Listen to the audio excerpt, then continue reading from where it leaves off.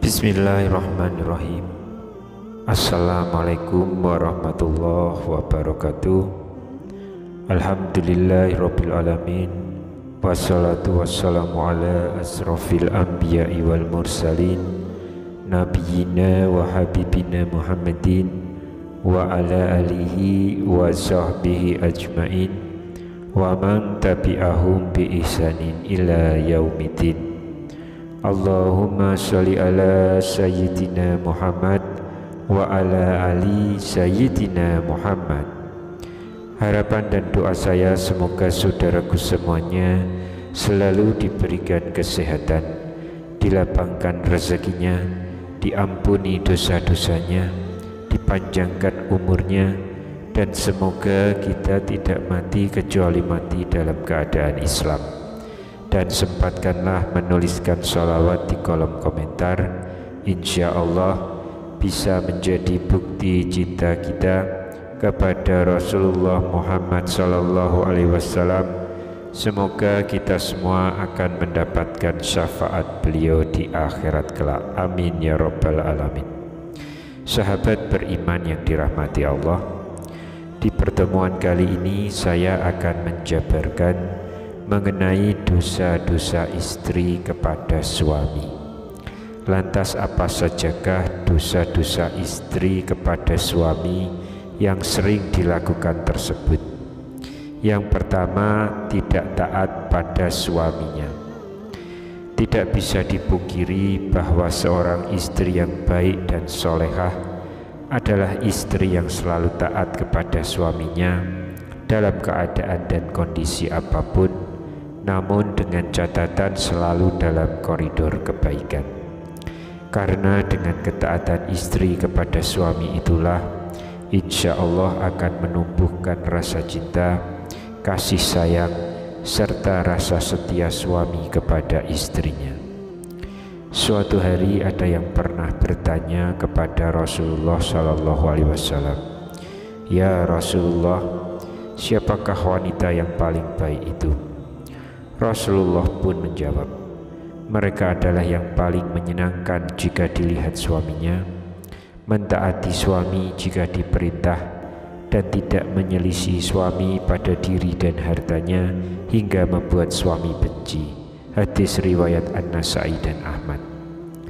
Dalam hadis yang lain, Rasulullah Shallallahu Alaihi Wasallam juga pernah bersabda, "Jika seorang wanita selalu menjaga sholat 5 waktu, juga berpuasa sebulan penuh di bulan Ramadan, serta betul-betul menjaga kemaluannya dari perbuatan zina dan benar-benar taat pada suaminya, maka dikatakan pada wanita yang memiliki sifat mulia ini, masuklah ke dalam surga melalui pintu mana saja yang engkau suka." Hadis riwayat Ahmad dan Ibnu Hibban. Dari kedua hadis tersebut, maka bisa kita pahami bahwa seorang istri yang taat kepada suami adalah salah satu ciri wanita mulia.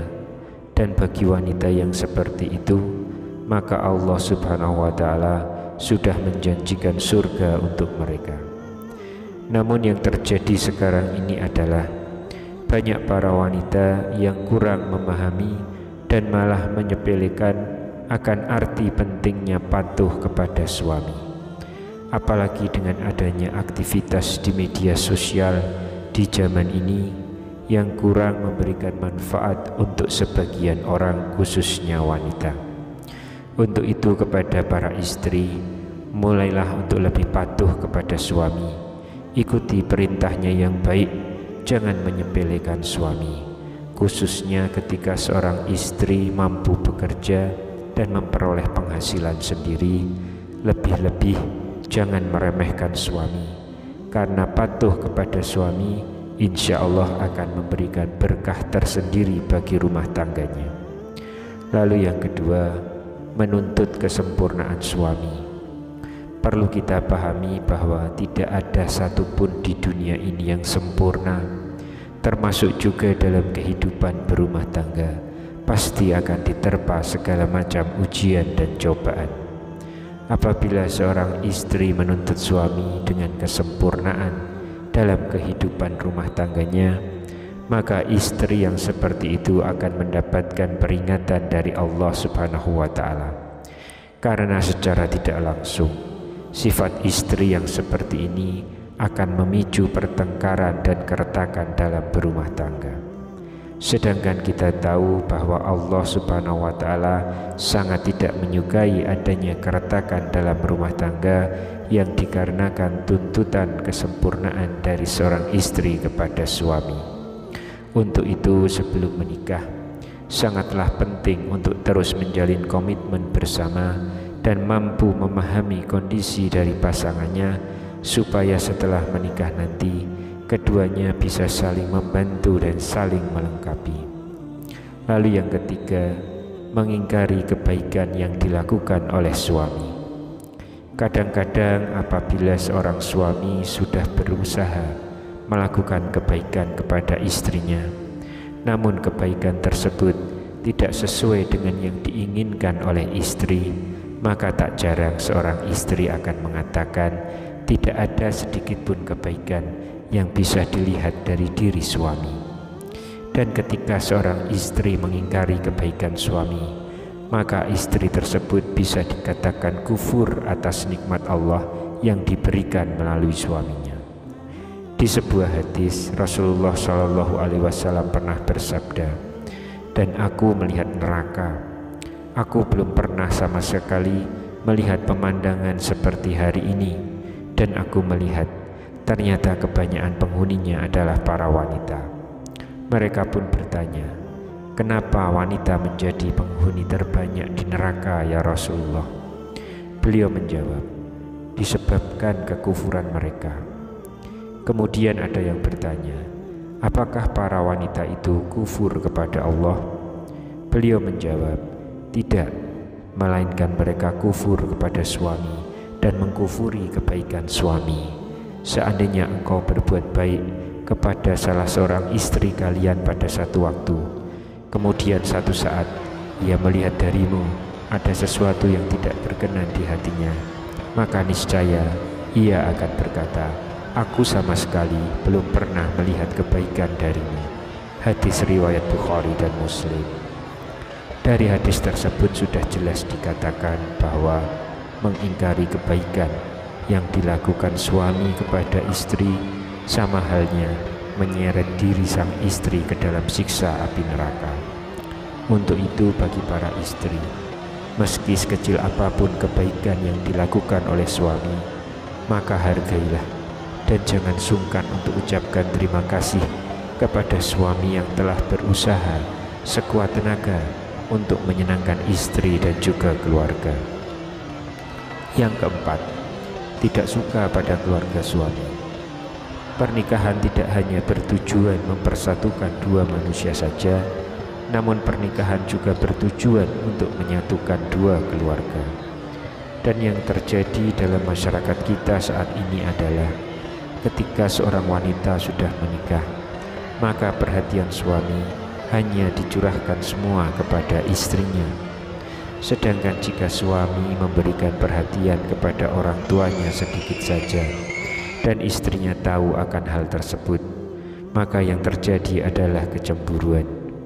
Hal ini terjadi karena sifat wanita pada umumnya adalah tidak mau tersaingi dalam hal mendapatkan perhatian suami. Kemudian yang terjadi adalah seorang istri akan berusaha untuk menjauhkan sang suami dari keluarganya. Dan jika ini yang terjadi, maka seorang istri sudah berdosa besar kepada suaminya. Untuk itu bagi para wanita yang sudah menjadi istri, hendaknya selalu menyambung tali silaturahmi yang baik dengan keluarga suami, supaya tercipta keharmonisan dalam keluarga. Yang kelima, mengungkit-ungkit kebaikan istri kepada suami. Tidak sedikit istri yang sering mengungkit-ungkit kebaikan atau bahkan derajat dirinya di hadapan suami. Hal seperti ini bisa terjadi karena seorang istri menganggap sudah mampu menghidupi dirinya sendiri meskipun tidak diberikan nafkah oleh suaminya, sehingga yang terjadi adalah merendahkan kedudukan suami di mata istri. Dan hal ini bisa memicu pertengkaran dalam rumah tangga, sehingga yang terjadi adalah seorang istri akan mengungkit-ungkit kebaikan yang dilakukannya terhadap suami tanpa sadar bahwa hal yang dilakukan itu adalah sebuah dosa besar di hadapan Allah Subhanahu wa Ta'ala.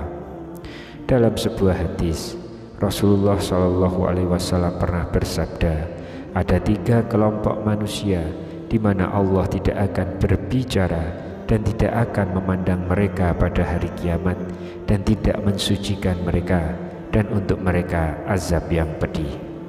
Kemudian sahabat bertanya, siapakah mereka yang rugi itu wahai Rasulullah?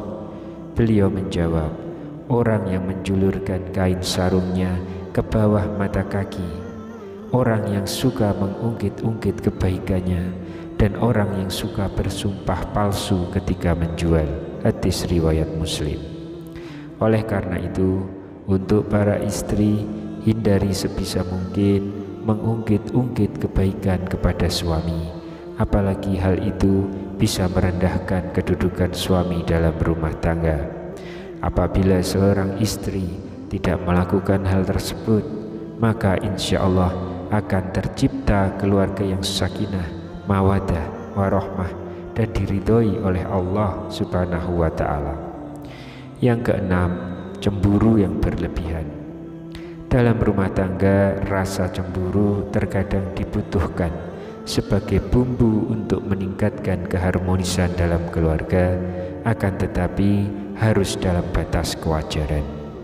Rasa cemburu dari seorang istri terhadap suaminya menurut syariat Islam adalah ketika suami melakukan kemaksiatan seperti berzina, menzolimi istri, mengurangi hak-hak istri, dan sebagainya.